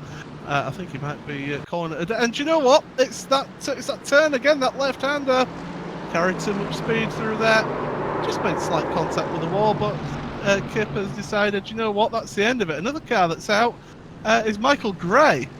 Michael Gray's retired, and I tell you what, it's on the last corner, lost control of it, and bang into the pit wall he goes. So Michael Gray, the latest one out this car. 2 cars suddenly out the race in short succession. Yeah, just watching it back now on the broadcast, and yeah, quite a heavy impact for Michael Gray He already had a spin earlier on. Fortunately, he escaped before Josh Thompson came out. Here is Michael Evdoka against James Underhill. Underhill, I think, just came out of the pits. And Evdoka crucially ahead. So Evdoka up into P8. You wonder how much further he could get up. Maybe Rafe Cullinan would be a possibility, because Cullinan is now coming into the pits. He's going to be behind Richard Warmingham. Should be ahead of Colin Robinson still. No, he won't be. He'll be behind Robinson. Yeah, he's coming down the pits right now. So that's going to be a change of position. 2 BMW drivers. And Robinson nicely through into 6th place. Cullinan. Oh, he's slow. He's still on the pit limiter. What are you doing? Get off the pit limiter. Oh, don't say he's got a problem here. He can't get off the pit limiter. Oh, the flashing lights on that BMW. Oh, there's nothing worse than this. Needs to get a tow back to the pits, does Rafe. Yeah, you're going to be quicker taking a tow. I know that from experience of having a teammate. And Rusty Laidler's going to hate me for saying this as Anwar Smith comes into the pits. But Rusty Laidler, in one event around Spa-Francorchamps, took 8.5 minutes to go around a lap because he didn't have a pit limiter button set. So there you go, Rusty. That's the yearly mention of that incident. As Anwar Smith, long pit stop for Anwar. 10.5 seconds, away he goes again. Maybe he was caught speeding in the pit lane. Well, no, it'd have to be longer than. Yeah, that'd be a 15-second penalty, wouldn't it? Has left him a little bit vulnerable against Lavelli, though. So he needs to be careful of that, because Lavelli, throughout this race, has been a little bit faster. On that mention of the speed limiter, I did a VLN race with someone who incorrectly mapped their speed limiter button. Fortunately, they didn't do an entire lap. I think we just towed back to the pits after the GP section. That was painful enough. Yeah, Josh Thompson pits. Yeah, imagine doing a lap on this pit limiter around the Nordschleife. Yeah, okay. As Thompson, from the lead, absolute mile in the lead is Josh. So no worries for him at the moment. He can probably get his service done and out before Jamie S even comes anywhere near the pit lane. Because in fact, here comes Jamie now. So Jamie will be. Well, who's he going to be close against? Probably Colin Robinson. And Michael Evdoka. What's happened? Of course, Rafe Cullinan had that speeding penalty, of course. So this will be interesting. So Ez is going to be behind Richard Warmingham. We know that, but where's he going to be in comparison to Robinson? Quite a bit further back is Robinson, isn't he? Yeah, he's going to be out ahead of Robinson. So 5th place for Ez as he comes out. And he's going to have about 3 seconds to Richard Warmingham in front. But we've only got one driver, really. Oh, no, we haven't got one driver. Everyone's had a pit stop. But I'm interested to see whether Lee Deemer will be due another one, or whether he can eke out that fuel. He pitted on lap 4. Compare that to Michael Evdoka, who pits on lap 3. So the fuel might be there. It was just an incredibly short pit stop. Yeah, that's 8.88 seconds. Yeah. Everyone else is around 6.5, 7 seconds. Whereas Lee was. Maybe Lee knows something. Maybe Lee has got the lightest throttle pedal in the world of GT racing. So we see the strategy. The strategy guide has been up on screen as well. So thank you. Similarly, it's almost like he knows what we're thinking. Love all the graphics and stuff. It's absolutely mind-boggling.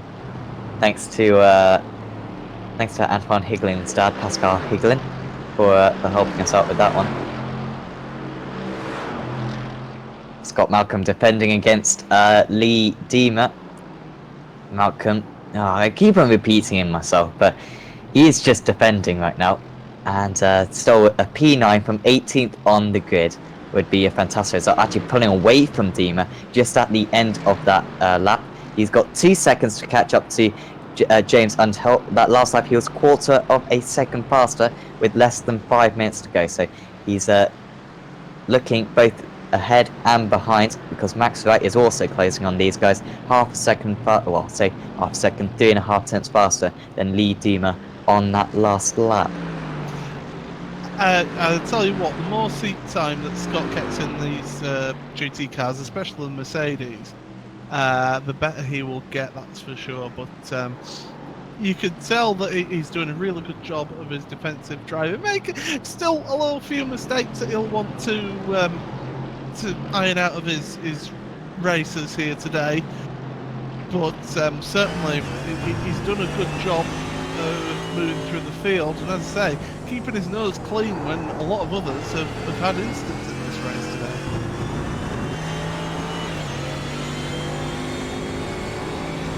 Yeah, he's had one spin, I think, today. Also had a little bit of an off, which relinquished the lead at Montreal last weekend. So, yeah, could maybe iron them out, but you can see pretty smooth out there, not leaning on the tyres too much. That last lap he placed in by 4 tenths of a second. Lee Dima was leaning on the tyres a bit too much of that final corner and took all over the grass, and that's allowed Max Wright actually to close up. And the thing is, Max has been closing up to the back of Lee Dima and Scott Malcolm these last few laps, so keep an eye on Max here. He could start making some moves here. Don't think he's going to be close enough into turn 3 this time, and he's 6 tenths behind, but he's closing in considerably, and I must say, so quickly. I think that, the slipstream effect in these cars isn't that strong though, since it was nerfed about a year ago. But Wright, seemingly a lot quicker. Max Wright's been a driver who's improved a lot in this car as well, and has had a bit of an unlucky day, I think, particularly considering that I think he finished that race 2 in about 11th position, but started this one. Actually, he started in 12th position, so he can't feel too sorry for himself. But yeah, had a couple of issues, I think, up there. But would like that top 10 to round off this day. Not really any other close battles up there. We've got a couple of drivers within 1.5 seconds. That's Underhill and Malcolm just ahead. That's about it though. So it's just these 4 which are going to do battle towards the end of this event, with 2 minutes to go. Yeah, this race has just flown by here today, and well, Dima running wide again on the exit of turn 1. He's really flirting with the off tracks, and here comes Wright. Well, Dima's taking a really wide line there through turn 2. Wright's looking down the inside, and I think with the way that Dima's been driving today, the way he's been very cordial to other drivers, yep, straight through goes Max. So Max up a position, up into that 10th place now. No sign of Dima coming into the pit stop. So seemingly, he just absolutely nailed the pit stop. Here was, here's Thompson, still giving it his all. He's 23 seconds clear of the rest of the field, and he's got one more lap to go after this one, I think. Oh, sorry, that was a replay. No, well, he's certainly got one more lap after this one anyway, because it's a minute and 16 left, and it's a minute 18 lap for him. So, yeah, he's not quite done at the end here, but he's certainly pushing that car to the limit. That's for sure.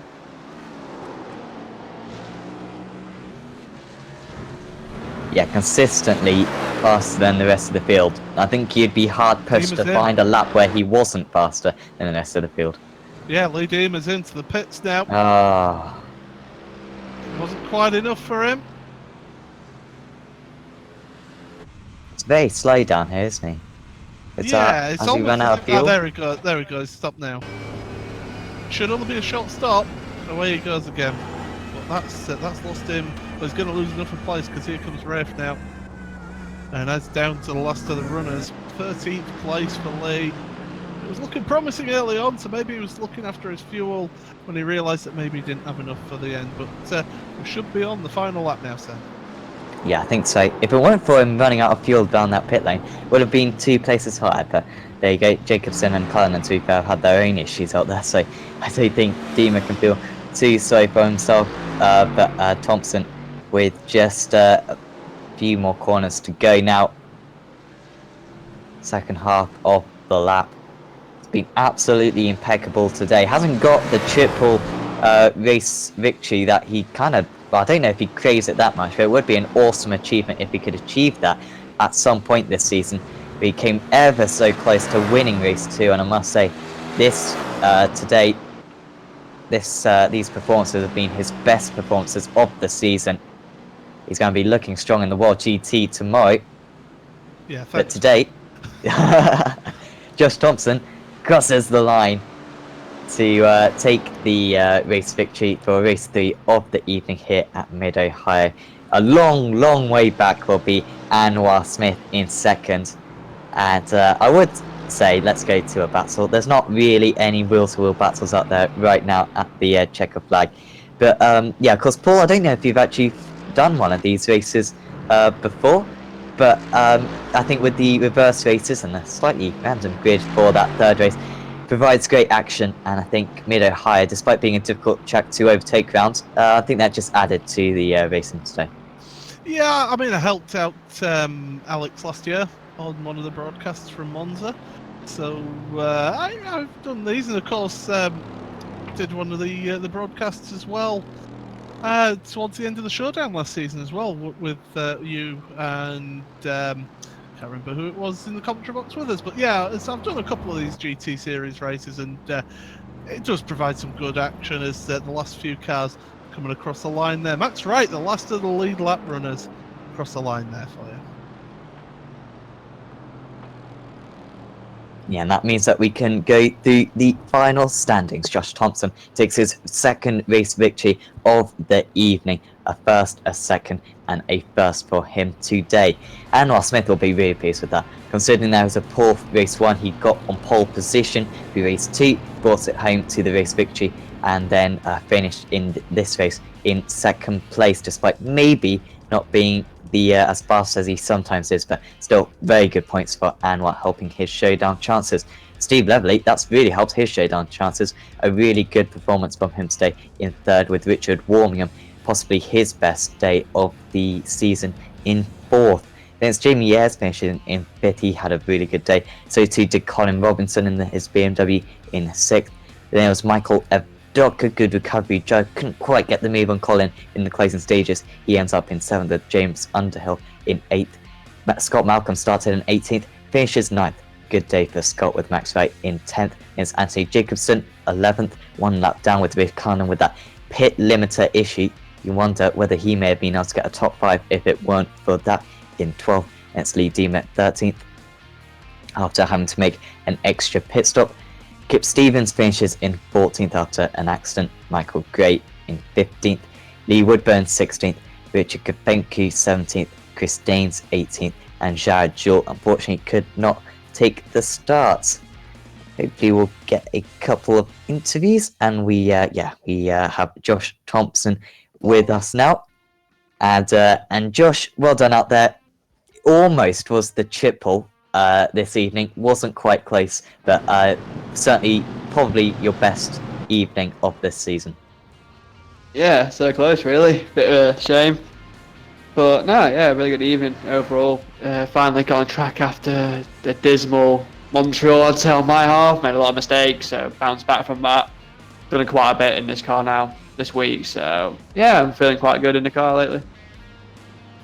Yeah, definitely. And going into tomorrow, you said that Montreal maybe wasn't a BMW track, but this, certainly how you were driving and how a couple of the other BMW drivers were doing out there, certainly seems as though this is more in your field. Yeah, definitely. Compared to Montreal, yeah, and same with World GT, I feel I've had the back, been on the back foot quite a bit with the tracks. Like Kota, power hungry track, Watkins, power hungry track. And these next 2 races, so this and Belial, these are races I need to make an impact. I've had 2 DNFs which have not been any of my reason for once. I thought this, like the last few months, I've sorted that out quite a lot, same with consistency. So these next 2 races coming up are really crucial for the championship for me, because I know I have the all right pace against everyone on the field. It's just those 2 DNFs from first lap incidents from other people. I've just got to make amends to them now, so a big push. Yeah, definitely. And so next week, Belle Isle, is it? Yeah, because this follows the same as the World GT calendar, except for the week where World GT has off. Yeah, So it yeah. follows the exact same calendar. So that's why Montreal's a bit off pace. I didn't really put much into it. But I've been working quite hard now with CQR.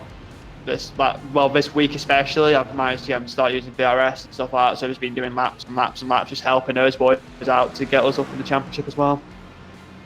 Yeah, definitely. And yeah, going on to Belle Isle next weekend, are you going to have to do a little bit extra practice, you think, for that circuit, or have you already done a few laps already? Because it's a really difficult one to get comfortable around. It's so unique, and if you do make a mistake, it's going to punish you hard. Yes, I agree, but in a way, I'm not too bothered by it all being a street circuit. For God's sake, we've got Bathurst, and I'd say Bathurst is harder than Belle Isle, 110% night and day. I think Belle Isle, yes, it's a street circuit. Yes, it's like mid-Ohio in a way with limited overtaking. So obviously, you probably put more effort into the Q runs, Q setups to get track position. I was having a laugh with the CQR guys, like with Belle Isle. For this series, not so much of an issue. I think there'll be a bit more of a skill gap. I hate to say, of that track.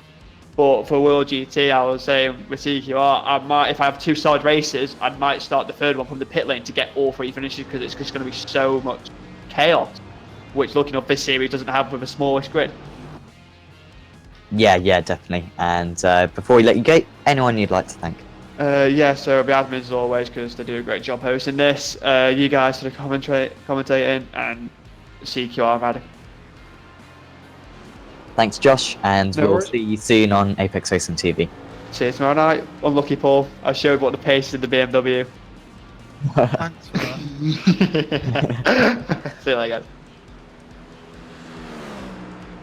Next up will be Scott Malcolm. Paul, you okay to take this one? Oh, absolutely. I'll talk for days with Scott. Absolutely. Yeah, here we are then. Scott Malcolm, man of the moment.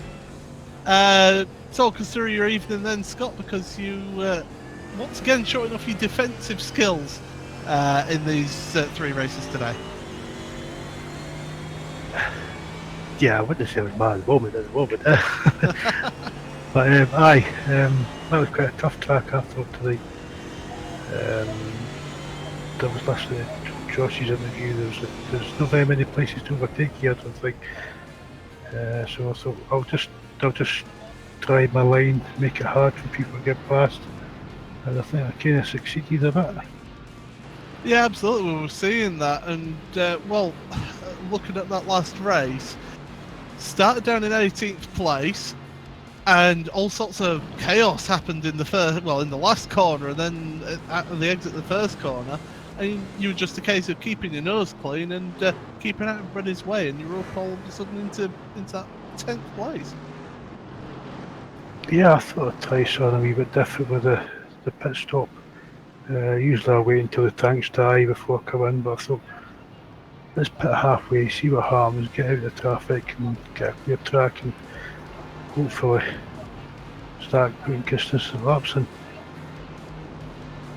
Well, it certainly worked out for you. 3 finishes then this evening. Next time out, it's going to be Belle Isle in Detroit.